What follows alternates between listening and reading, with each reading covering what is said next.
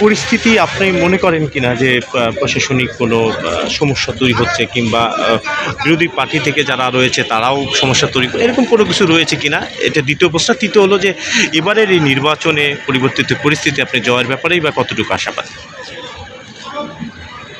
নির্বাচনী পরিস্থিতি যতটুকু মাঠে দেখতেছি, আলহামদুলিল্লাহ আমরা ভরসা রাখতে পারি নির্বাচন সুস্থ। বিশেষ করে নির্বাচন কমিশন এবং বর্তমান অন্তর্বর্তী সরকার যে নির্দেশনা অনুসারে যেভাবে কাজ চলতেছে, যে গতি ধারাবাহিকতা অব্যাহত থাকে, আলহামদুলিল্লাহ আমরা আশা করি আমরা ভালো কিছু পাবো। তবে আরেকটা প্রশ্ন করছেন যেটা, সেটা হলো প্রশাসনিক বিষয়ে আমরা কিছু কিছু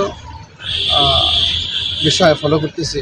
সেটা হলো যে এই মুহূর্তে আমরা প্রকাশ করতে চাচ্ছি না, তবে যদি এর পরিবর্তন না হয় তাহলে আমরা পরবর্তীতে ইনশাআল্লাহ এর বিপক্ষে যেভাবে আপনাদেরকে নিয়ে আলোচনা করা যায়, প্রয়োজন হয়, বা আমরা আর এবারে নির্বাচন আপনি জয়ের ব্যাপারে? নির্বাচন সুস্থ হয় তার আমরা শতভাগ আশা রাখি। বাংলাদেশ খাওয়াত মজলিসের পক্ষ থেকে গুরুত্ব 4 আসন ইনশাআল্লাহ বিজয় লাভ করব।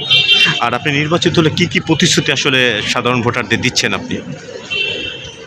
আমি একটা প্রতিশ্রুতি দিচ্ছি, সেটা হলো এই যে আমার তরফ থেকে ব্যক্তিগতভাবে কিছু করার নেই, তবে সরকারের পক্ষ থেকে যে বাজেট পরিচিত 4 আসনের সর্বসাধারণ জনগণ থাকবে, এটাই যদি আমি একজন আমানতদারী হিসেবে তাদের আমানতদারিত্ব রক্ষা করি, তাহলে আলহামদুলিল্লাহ যত প্রকার উন্নয়নমূলক কাজ আমার এই আসনে আসবে, ইনশাআল্লাহ প্রত্যেকটা কাজ পরিপূর্ণভাবে হবে।